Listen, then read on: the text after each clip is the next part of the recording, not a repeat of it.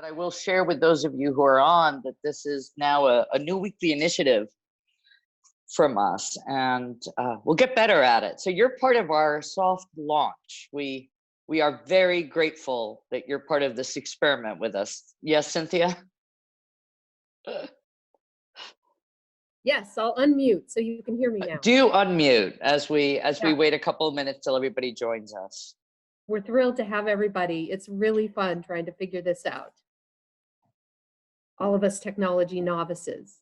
That's right.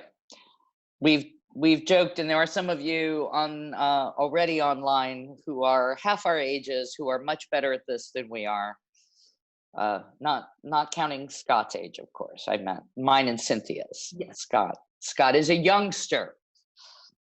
Yes, we've got people still joining. I love it. We're up to about 53 participants right now.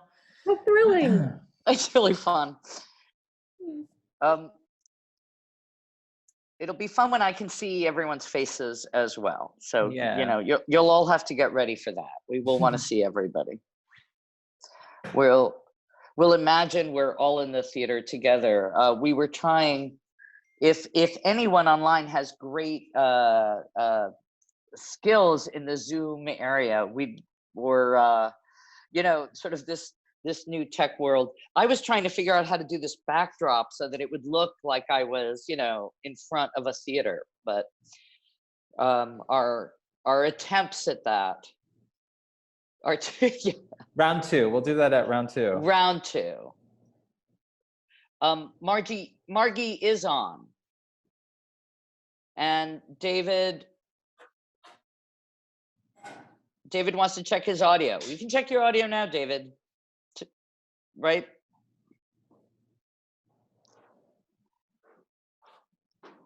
All right, let me turn. Oh, here we go.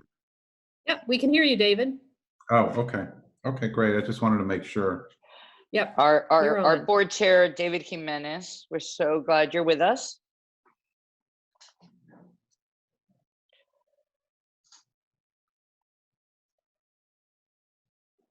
Okay. Ruth, you're raising your hand. Do you have a question? We're practicing. Yes. I think it's 5 o'clock, so I wonder. We've got about 66 people with us right now. Okay. Which is great. Ruth, how thrilling you're here. I can see Yay. your name. Thanks everyone for signing in.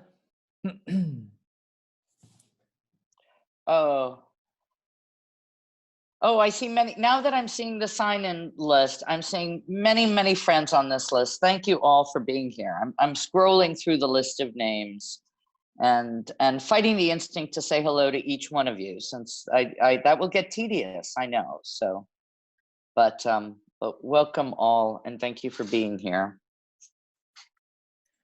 Let me make sure that we've got our friends Jeffrey Hatcher and Eddie on, and Sue. Okay. Yep, I think we do. All right. So I think we can start. So let's start. Really, welcome. We miss you. Right now you can see us. It's Cynthia and I welcoming you. Scott Butterson, our extraordinary associate, is sort of stage managing our event, if you will.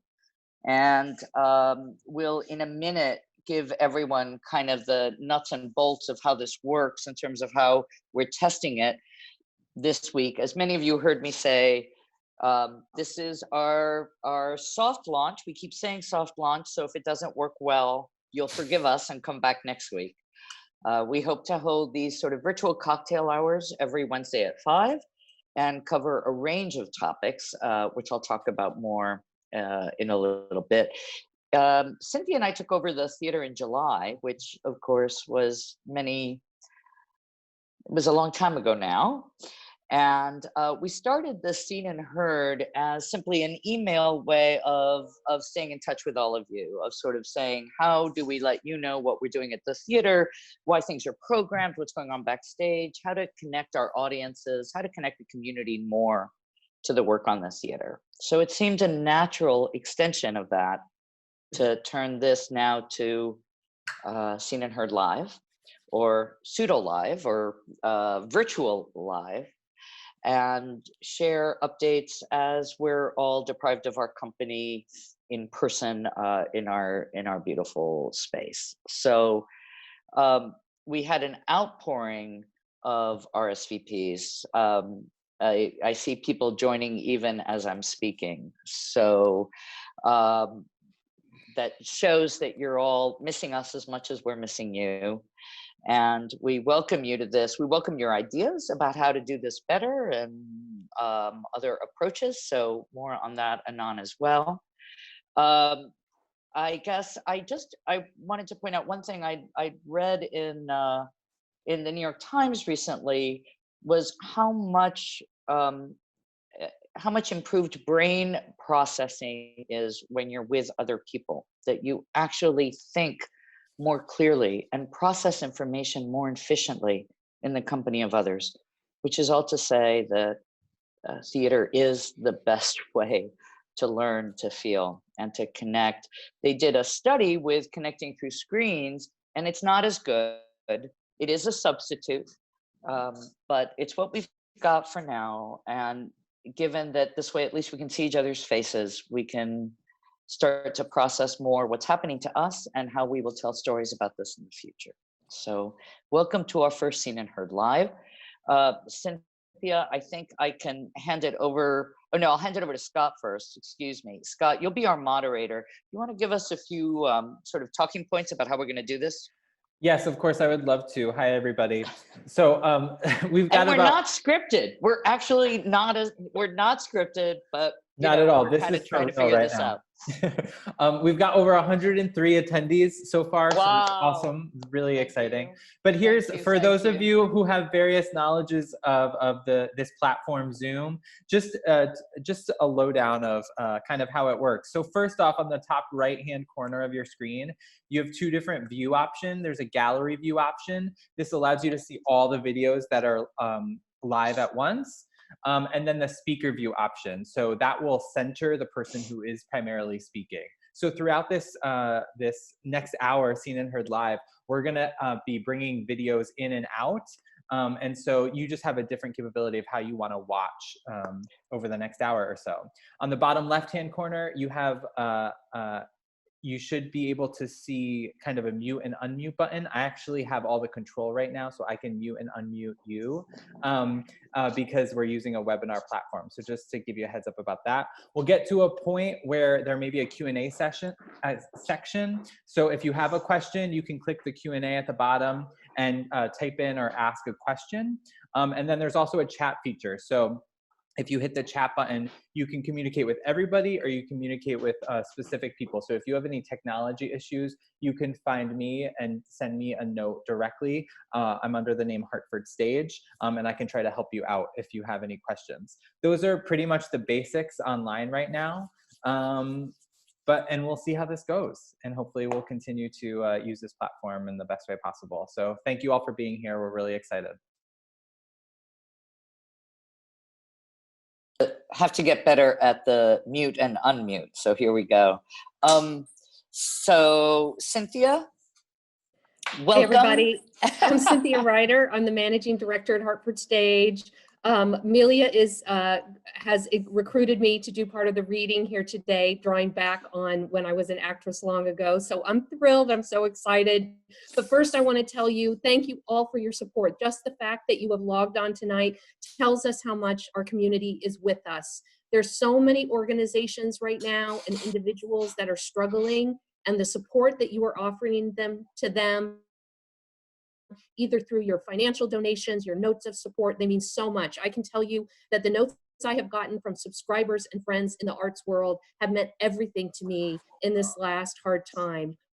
Two very generous donors stepped up and did a challenge matching for us right now. So if you go to hartfordstage.org. If you feel moved to give us a donation to help us through this really hard time for us, your dollars will be matched 1-to-1. So hartfordstage.org, spread the word from that. We know that many organizations need you right now, and we need you too. And that you're even here today means a lot to us, because we really want to keep connecting with our audience and our community. And we're going to try a lot of different ways to do that. And today is our first experiment. So thanks for joining us. Wonderful. Thank you. I'm going to introduce another special guest, the playwright and screenwriter Jeffrey Hatcher, waiting for his face to appear here by magic. Thank you, Scott. So Jeffrey is a brilliant writer that I've had the pleasure to collaborate with. I probably shouldn't say how many years, Jeffrey, because it'll just make me sound old. But 7 or 8 years. How many years? 7, 8, 28. Yeah, exactly. I think, 7 or 8. There is our friend Jeffrey Hatcher. In 2003, Jeffrey and I collaborated on a production that reopened the Majestic Theater in Boston. I was working at Emerson at the time. The Colonial Theater was opened in 1903, and then it shut down in around 2001, and for 2 years was renovated and opened in 2003 for its centennial. Jeffrey and I schemed that he would adapt the Kaufman and Hart, the very famous Kaufman and Hart play, right? The oft produced, little known Kaufman and Hart play, The Fabulous Invalid.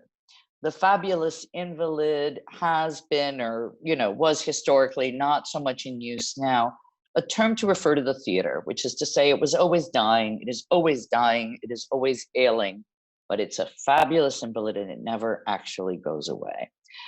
Kaufman and Hart wrote this play in 1938. It spanned within the journey of the original play. It spanned from 1900 to 1938 or 1903, somewhere in there. Or Jeffrey then changed it and created a new work, really based on the notions that Kaufman and Hart had posited. And it starts in 1903 with the opening of a grand theater and goes till 2003 for its centennial.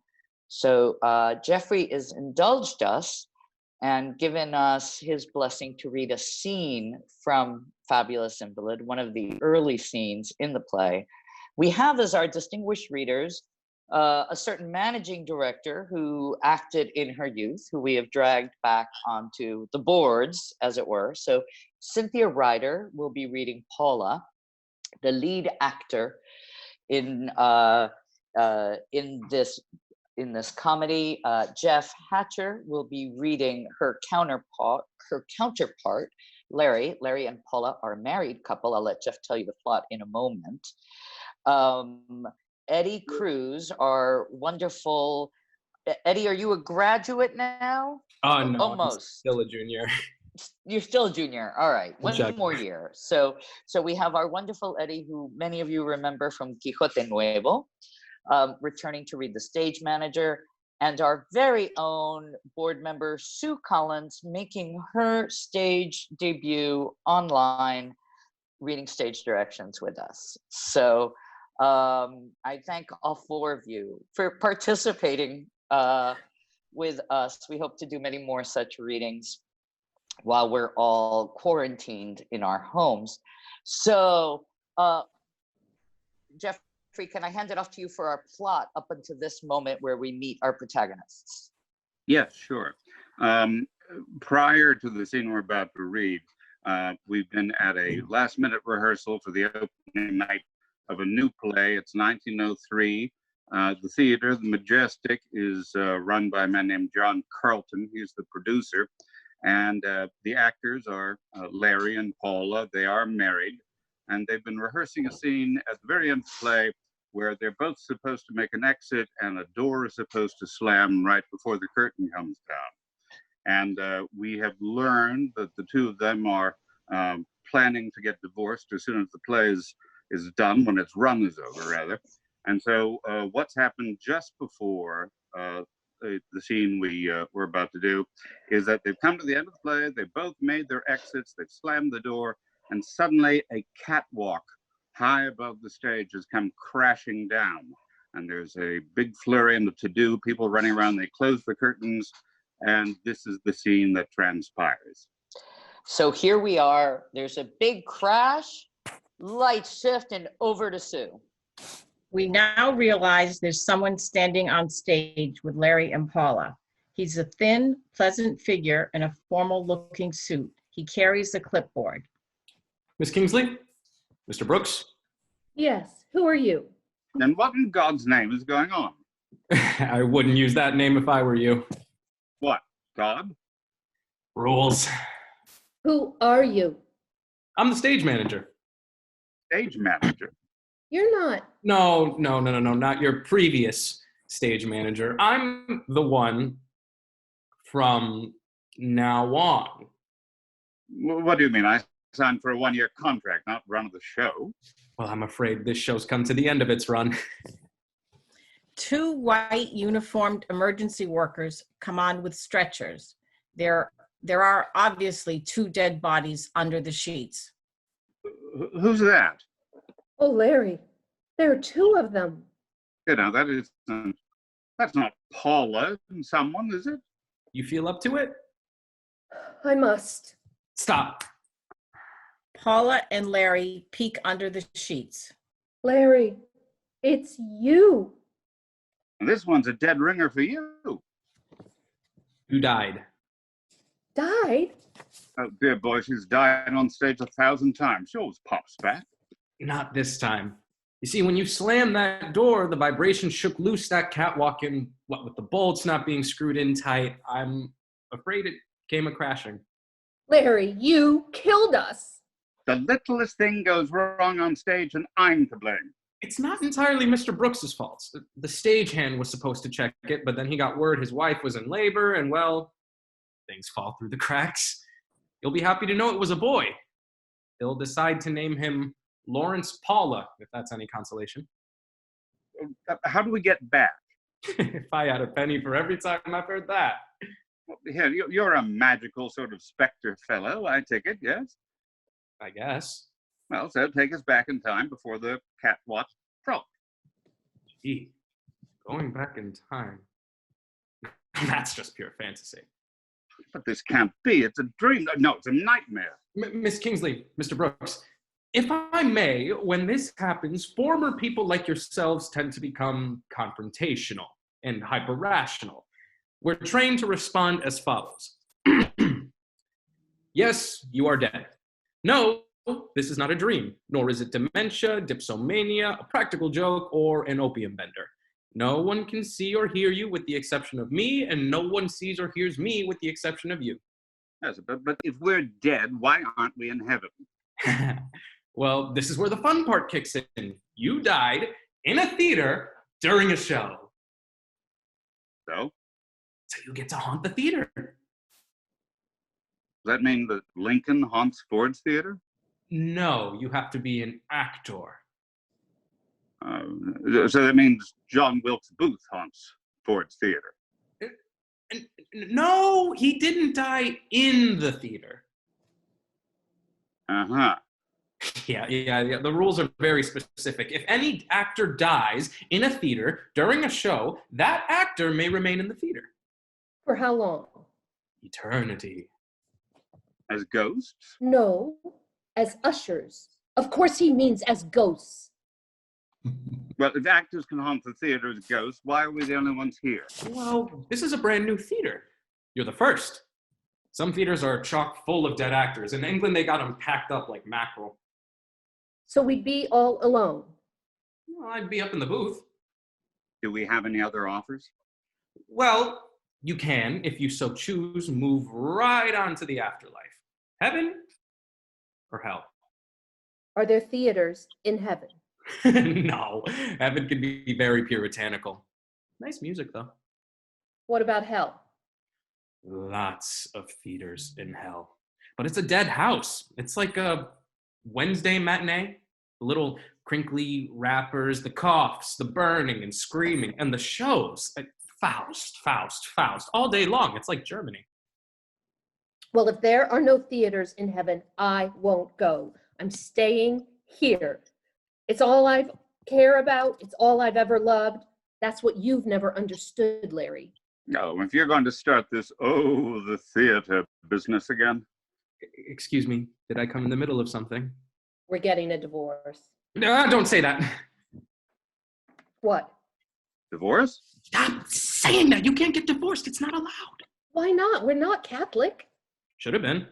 Turns out they were, the ones. Really? Yeah, the Protestants take it very hard. And God's a man, if you're wondering. A real man's man, hunting, fishing, the works. Well, divorce or not, I'm through with the theater. You'll stay in this place for eternity, fine. I'm taking the first train to heaven. No, but I'm not going to heaven. All I know is that your choice is to haunt the theater forever or afterlife, which is kind of a sorting bin. You could go up, you could go down. Well, I know I'm not going to hell. What about you, Larry? Have you committed any sins? Broken any commandments? Perhaps this isn't quite such a bad place to spend eternity. I knew it. It was that ingenue, that Essie Fallop girl, wasn't it? I broke it off. And what did she do? She told me to go to hell. What if I stayed and he went? Sorry, we can't break up a set. Yeah, a lot of these rules seem terribly arbitrary. You want arbitrary? Read the Old Testament. It's like a director during Tech Week. Then it's the theater. Together. We have no choice. Oh, it sounds like you're gonna have a lot of fun, huh? One small thing. You may remain in this theater as long as this theater survives. But if the theater ever stops, then you have to leave. That will never happen. Amen. Hey, we're applauding you. You can't hear us, but we're all, thank you. Wait, I'll have flowers next time. I promise. Bravo, Thank you. Jeffrey, thank you so much for joining us. Thank you. Cynthia, Eddie, and the fabulous Sue Collins on stage directions, the launching of her theatrical career. But truly a treat to hear this. I think we'll have to do a reading of this play in the near future, hopefully live at Hartford Stage. Thank you. We're going to switch gears. We thank all of you. I'm going to try to now, I realized this on and off of video. There I am back. But you guys are the best. Really appreciated that great performance. So Cynthia, we may have to drag you back into acting. I'll do it. Awesome. So some of you already know this, but today we actually made our announcement for some titles for next season. We're very excited. We're very hopeful. We are convinced, determined that we're all going to get through this. We're going to get through it together, and we'll all be in that theater. I hope drinking and eating and watching great work very soon. Cynthia, did you want to, I think I was going to hand this to you for a minute, and then I was going to go through sort of some of the titles. I think that's what we're doing next. I'm just going to reiterate that people, if you want to sign up for further things on this, or you want to make a donation to help us make the one-to-one match that we have going right now, go to hartfordstage.org and you'll see a big donate now button that you can join. So thank you. If you're able to, we would greatly appreciate it. So thank you. And now a drum roll, please, virtual drum roll, as I announce the 4 of our 6 titles. Many of you know we have a 6-place season, and we count Christmas Carol as our 7th title. So when I'm announcing 4, I'm really announcing 5, given that we will be doing Christmas Carol again next season. I'm going to give you 4 titles. They're not in order of how we're going to do them. So it's just to share with you a little bit about each play, and then to take your questions virtually and answer and go into as much detail or as little detail as makes sense on this platform. We are going to be returning to Hartford Stage's tremendous tradition of Shakespeare. I'll be directing As You Like It next season. Shakespeare is truly, I think, most romantic play. And given everything in the world now, it'll be a much needed respite. It's so much about gender and about how to be in love and how to articulate what it means to be in love and how to act your best self in terms of pursuing that love. So very excited about doing As You Like It. It'll have original music. There's a lot of songs. I think there's the most songs in As You Like It of any Shakespeare play. And it's the one comedy I believe that Hartford Stage has never done. So we're very excited to do that.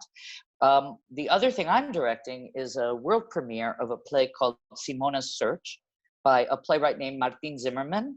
Martin is one of the story editors and writers of the show Ozark, if you have watched that on Amazon Prime. I'm a particular addict of that show, given some of the extraordinary performances that are encapsulated there. It's really a father-daughter story.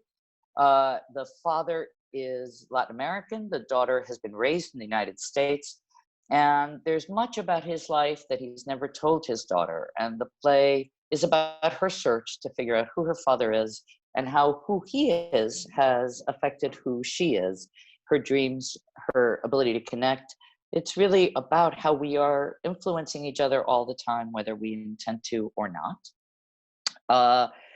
A title that many of you have heard me mention, if only because I love saying these words, is Angry, Raucous, and Shamelessly Gorgeous by the extraordinary African-American playwright Pearl Cleage. She is really one of our elder statesmen, really most prolific and produced African-American women playwrights. It is directed by Susan Booth from the Alliance Theater. We're doing this as a co-production with Arena Stage and Denver Center Theater. And the great thing about Angry Raucous is it covers 2 generations of women, a performance artist in her, what shall we call it, late middle years, returns to the United States to revisit a performance piece she did in her youth called Naked Wilson, an exploration of representation of women in August Wilson plays. This is a very funny comedy about what it means to return to work you did years ago, to a different political moment, to have a young woman tell you you're doing it all wrong. We watch 4 women sort of grapple with race and age and theater and really what it means to be represented and how we give voice to our view of ourselves, even when the world might be in disagreement with us. And the last one I'll announce is Mary Shelley's Frankenstein. This is like the most fabulous production. It's adapted and directed by David Hatlin, who is from Looking Glass Theater. And it is an incredibly theatrical and imaginative telling of the Frankenstein story through the eyes of Mary Shelley. I don't know how much you know about Mary Shelley. You will know more soon. She wrote Frankenstein as a Dare, right? A Circle of Writers, Lake Geneva, Dark Stormy Night, many issues around her own. The group had deaths and stillborns and miscarriages, and yet through all of this, then Mary Shelley tells this extraordinary ghost story, beating all the guys at their own game. I don't have an agenda here, I swear. Just a fact right there. But this production of Looking Glasses involves a trapeze, involves extraordinary effects. It's a company of 5 that just transforms. And there are moments of sheer joyful terror, if you know what I mean. The kind of terror where you wake up and you're alert, but you don't actually fear for your life. So the best kind of scare in my book. Really a wonderful literary and theatrical work. So those are the 4 we're announcing. We have 2 more to come with some very, very exciting announcements that will be forthcoming. But that's what we have now. That went out today. I open it now to your questions about any of those works. We're excited. We're we're determined. We will come back with all of you, and we're going to see these plays because we have to. That's what we do. So we're any trying out, questions? we're trying out the Q&A feature. So on the bottom center of your screens, you should have the ability to raise your hand or ask a question or put a chat if you have any questions for Amelia or Cynthia about next season or in general. So we'll take those as they come in if there are any.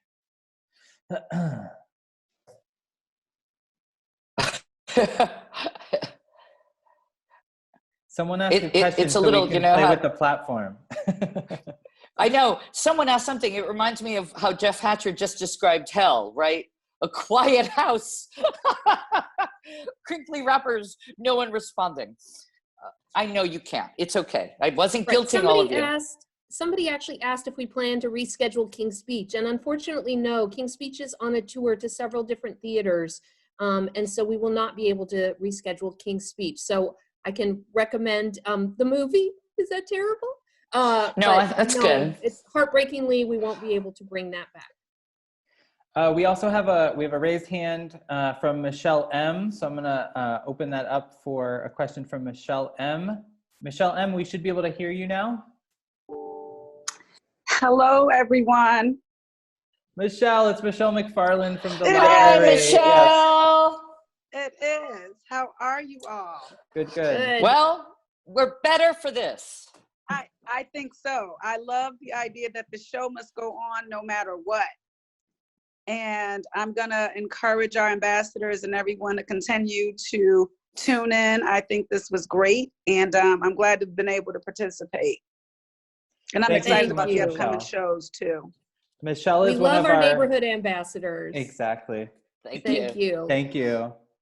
We have Somebody another also question. asked a question about wilderness. Just know that right now we don't know. We have delayed the start of rehearsal because we weren't able in this current environment to bring people together to rehearse. So we're trying to assess how soon we might be able to go back into designing and building and rehearsing that show. So whether that will be this season, this summer, or next year, you know, when I was interviewing for this job and I saw that Amelia had picked Wilderness, I knew this was the place I wanted to come. I love that play so much.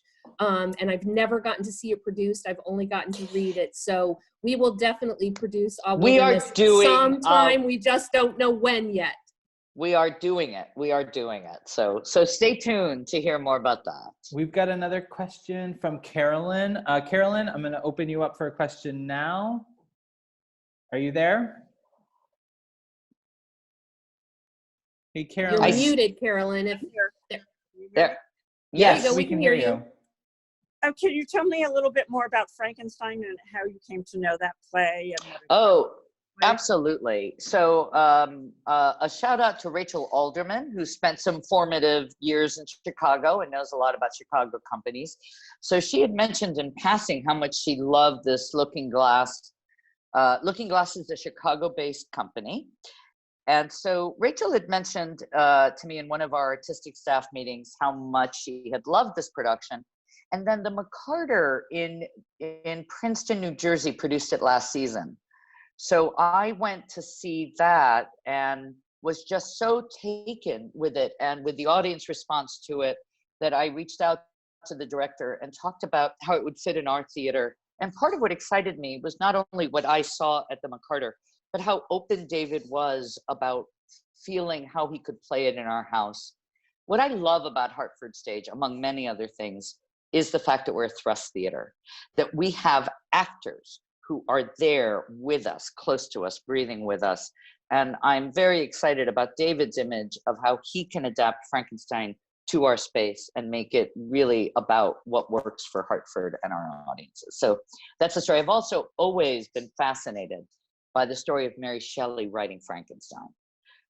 So the fact that David incorporates why Mary Shelley writes Frankenstein just appealed to my comparative literature brain. I just can't wait for us to do all the background around this production as well.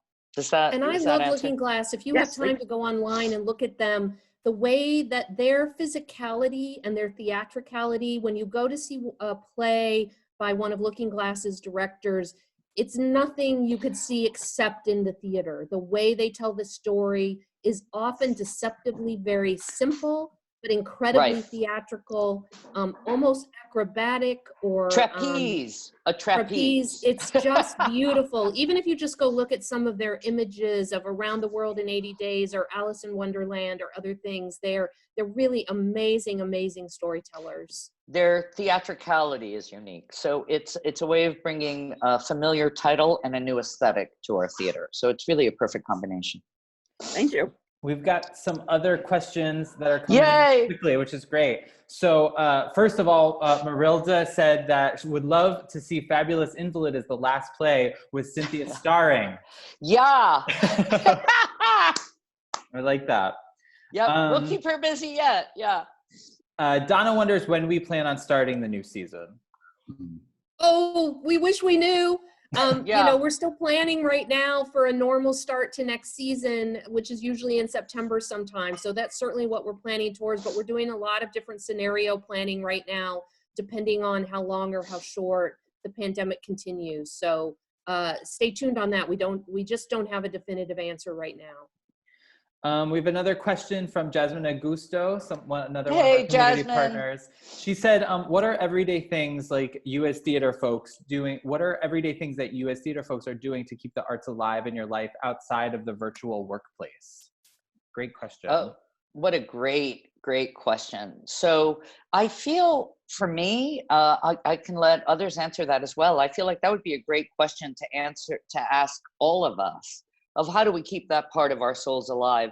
I am going to send around under, this is a tangential way of answering it. I'm going to start sending out something called Amelia's Picks, which are really Hartford Stages picks. So we'll see what we term it, but we've been playing with that.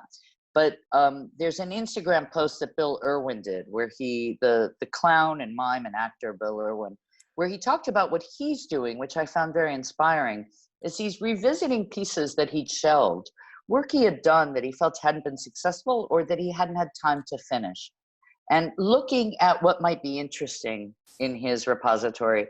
I look forward personally to re-engaging with my reading of plays in a more in-depth fashion. We are right now, as I know many of us are, just trying to figure out what this reality is in the moment. So I think our day-to-day, for many of us, at least on the Hartford Stage staff, we're on calls and these Zoom meetings a lot of the day, just trying to reorient ourselves. So I actually, Jasmine, I look forward to your suggestions of how do we keep the theater alive in our spirits? How do we make room for this kind of connection? And is it images? Is it words? I think it sort of speaks to what each of us needs essentially from each other and from art. I was going to say this later, but I'll say it now. Years ago, I heard a playwright say that art is there to prepare you for the great moments in your life. And I feel like this is one of those moments that is great. We're not prepared for the reading, the thinking, the experiencing each other's work, the memories of productions, the visiting archives. All of that helps us sort of prepare for what's ahead and also figure out how we're feeling in this moment. Great. We've got a couple more questions coming in as well. Our Catherine Lambert, one of our great board members, wonders if any of our productions next season are planning to be co-productions. Maybe we can explain a little bit about what a co-production is. Sure. So I'm sorry I neglected to say that. So a co-production means that we're teaming literally with another theater or another two theaters. We're splitting costs. We're building the show together. We're touring a production from one theater to another, right? So Quijote Nuevo, as an example, was a co-production with the wonderful Huntington Theater. A shout out to the Huntington. I know wonderful Charles Howland, one of the best dramaturgs in the country, is on the call with us. So thank you, Charles. He also worked with us. And Sebastian, I think you're there as well. So they worked on Quijote Nuevo with us. That was a co-production with the Huntington and with the Alley Theater in Houston. Two of the shows that we've just announced, are co-productions. The Angry Raucous is a co-production with Arena Stage, which is in Washington, D.C., and Denver Center Theater in Colorado. And then, I can't say which other one is a co-production yet, because I don't think the other theater's announced. So forgive me, but there is I see Cynthia nodding. I didn't mess up. And Emily, even though I can't see her, I hear Emily screaming in my head that I didn't mess it up. So I will also share that one of the other two titles that we're considering would also be a co-production. So it's a great way to share resources and to sort of share aesthetics and collaborate even more. All right, we've got about 5 more minutes for our Q&A session, and I'm going to open up Abigail Adams, who's raising her hand to ask a question. Abigail. Allowed to talk. Abigail, are you there? Abigail? No? What about Ann Tramber? It looks like she's got a question too. Hey, Ann, are you there? Yes, can you hear me? Yes. Yes. Awesome. Hey, thank you. This was fabulous. This was so great. Really, I mean, well, the three of us, in the mail. Yeah. There's 3 of us here. My husband and daughter just went back to work, but we all watched, you know, what you just did was great. My question is, that's so fascinating about the co-production. How do theaters decide, like when you, let's say you want to do Frankenstein or some of the plays you just mentioned that were co-productions, how do you decide, like, oh, I'm going to work with, you know, Colorado and the other, you know, how does that work? I gotta tell you, it's absurdly basic. You send an email going, hey, to people you like or people you want to work with or to people who you think share your aesthetic. And you know, that's one form. And you go, hey, I'm thinking of doing X. Might that be of interest to you? I mentioned that Quijote Nuevo was a co-production with the Huntington. We already have some ideas of how we'll co-produce with the Huntington in 21-22, right? Because we play well together. There's a sense of which theaters in the country you work well with or have aesthetics that are similar. The other thing that can happen is the artists themselves can put you in touch. So one of our co-productions was that 2 different theaters approached the same artist and said, we want to do X. And so the artist can then say to both theaters, hey, do you guys want to do this together? So there's a couple of different ways it works. The theater community nationally is pretty small. We know each other, we're in touch with each other, and it's one of the great pleasures of the American theater scene is how available, supportive, and open most people at most theaters are. So it kind of comes that way. It takes one good idea, and it doesn't matter who has the idea. The point is to make it happen, and that's where the good things come from. Thanks. Thank you for the question. And one last question from Tom. He said he's a first-time caller back from back east in Massachusetts. Fantastic first Zoom performance and longtime fan of Hartford Stage. So thanks, Tom. And he just wonders if everyone at the theater is doing well. Thank you. We have our moments, but we're doing well overall. Thank you. Yeah, people are really taking care of themselves. Most of us are working from home and really trying to support each other. So that's very sweet of you. Thank you for asking. Yeah. I'll throw it back and hope all of you are doing all right as you call in, and that people are staying healthy and finding ways to keep themselves engaged and healthy. Great. And one last comment from, I'm just going to open up Rachel, who's been vital here as well. She's our artistic associate. Hey, Rachel. Hi. Hello, everybody. I just wanted to give a shout out. I see Tanisha Dugan is here, and she put a plug in, and I've been thinking about this too, to Jasmine Augusto's questions about how you're keeping art alive in your life as you're sitting in your home. And Tanisha mentioned her children and kind of the daily improvisation and kind of going back to basics of living in the moment and trying to discover new ways to keep yourself engaged on the regular, minute to minute, trying new things. And I couldn't agree with you more, Tanisha. That is exactly what's happening in my house. I've colored more with markers in the past 10 days than I have in 25 years. So I encourage everyone to just kind of go back to basics and see what you find, just things you've forgotten you knew were joyful. Thank Anyway. you, Rachel. Thank you, Tanisha. And thank you, Jasmine, for that question. We have one more little event before we wrap up. Since we're doing As You Like It next season, I thought it'd be nice if we had a little teaser for As You Like It. One of Shakespeare's most famous speeches is in As You Like It. And so I'm going to welcome a great group of staff, furloughed and with us, board members, community leaders, subscribers, really just all of you, to join us for a communal reading. So I'm inviting a bunch of those folks to join us with their videos So they're now. starting now. I will tell you who you're about to see. This great group of people are Margie Glick, Walt Margie Harrison. Glick is on, Chris. Yay! How could we do this without our house manager? Margie Glick, come on up.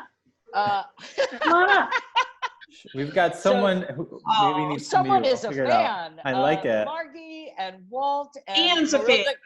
Hey, Margie. Hi. Pedro. Hi, Margie. Pedro Fontes. Hi. Hola, Pedro. Welcome, Pedro. Thank you.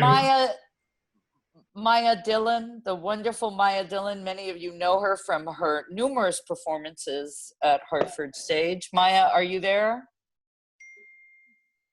Should be coming on soon. She'll be coming on. Rebecca Jones, also a perennial favorite. Yay. All right. Jasmine, I know you're there. Jasmine Agosto, we've been singing your praises, and here you are. I hope, right? Yep, unmuting, I think, maybe. Our distinguished board chair, David Jimenez. David? I'm we here. need to see, I'm here. all right. We need to see everybody's punim. That's Yiddish for faces. Just what, I got a laugh from Walt. We need everybody, Shayna la punim. Carly Oliver, John Andrew, Carly, our wonderful staff member. John Andrew Morrison, are you there? I see Alan Rust. Hello, Alan. Welcome. And our own Stuart Ryder, who is now working under the stage name of Cynthia Ryder, as you can see. I thought I'd give it a try. From his screen. There's Carly, yay! I'm not sure I can see everybody, but I hope you all can. I have to figure out, I am not sophisticated enough. Some videos are still coming on. It looks Okay. like Amelia, and I don't think we've got John Andrew, but if someone wants to fill in for him. Well, we can fill in. Yay, Jasmine, I see you. Mwah. What's on, please? All right. Can you see me? So, I don't.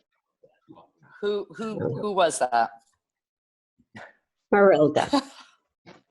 Marilda, we Marilda. can't see you, no, but we can hear you. Oh, sorry. I don't know how to do it. No problem.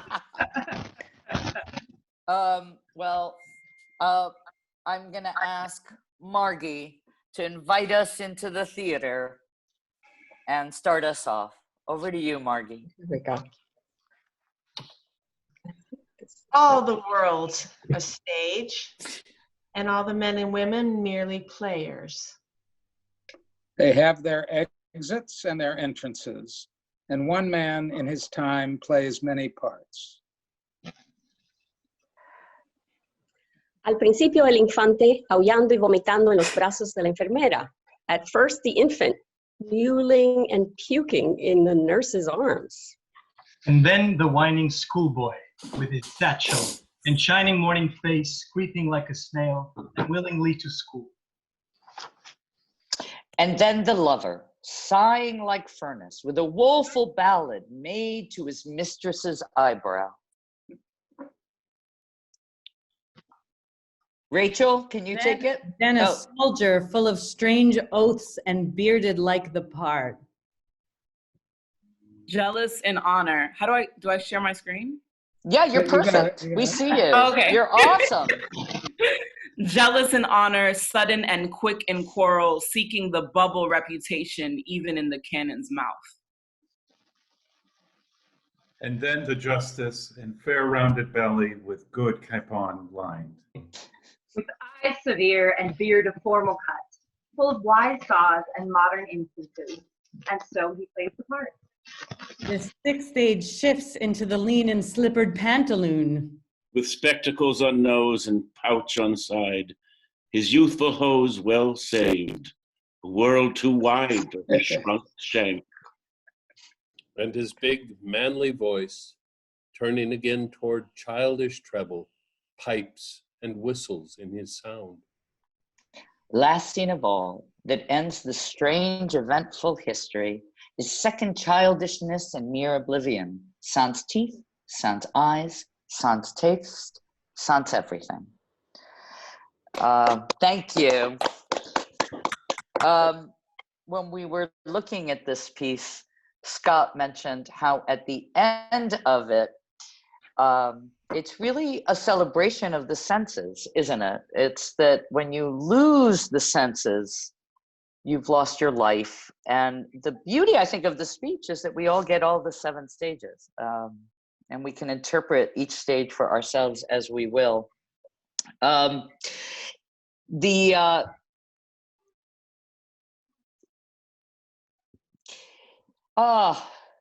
So sorry, I'm just sort of gathering. I'm very moved, and this has been a long stretch for all of us. And we have so many key folks that we're wishing were with us in the office. I wish we were in the office, as I miss my office desperately. It was finally looking like my office. What I would say is raise a glass. Can we get everybody on? Can everybody turn on their video? So as many as you can. I will get as many as I can. I'll just start As many as you can. Yeah. And don't be shy. It'll and take if some I cry, time. If I cry, forgive me. That is perfect. Well, we're sort of to our board, to our staff, little by little, as you all come on. Yay. Yay. I know Walt and I have our scotch. I'm on a diet, having vodka. To our subscribers, to our donors, to our ushers, to our community, to our actors, our designers, to all of us, our teachers, our carpenters, to our wardrobe people, to every single person who loves the theater. I will say at this moment, the future is a little unknowable, but we know that the past was victorious. So why shouldn't we be able to keep going when everything tells us that the theater goes on and we'll all be back soon? And I will say, have a drink, and then I'll give you one more thought. So to Hartford Stage, l'chaim. And then I'll say, ooh, that was good. I will say, special guests next week, same back channel, different link maybe, so I shouldn't say. But next week at this time, I'll be joined by these 3 folks you might have heard of. Mark Lamos, Michael Wilson, and Darko Tresnak will be here with me to talk all things Hartford Stage. The 4 of us are gathering. Should be a fun gab fest. That will be a lot of question and answer time. So we hope you'll all be there for that. Give us all a hard time, or give them a hard time and be nice to me. I mean, that seems only fair given this year. And I guess, Cynthia, we're urging you all to join us in keeping Hartford Stage alive in any way you can. And one of those ways I know is donating, but you know what? This is a hard time for everybody. So just that you're here with us and that you spread the word that Hartford Stage matters. Come on, that means the world right now. So some of you can give, and some of you are just trying to keep it together. Here's to all of you. sorry, but you know, this is a little, the word unprecedented isn't quite, you know, doesn't quite meet the challenge. To all of you, join us next week. We'll keep doing this together. We're gonna make this happen, and we'll keep Hartford Stage alive for all of us. So see you next week. See you next week. Thank There's you a lot all of- for being here. A lot of folks on. It's very fun. Bye bye. Thank you. Thank you.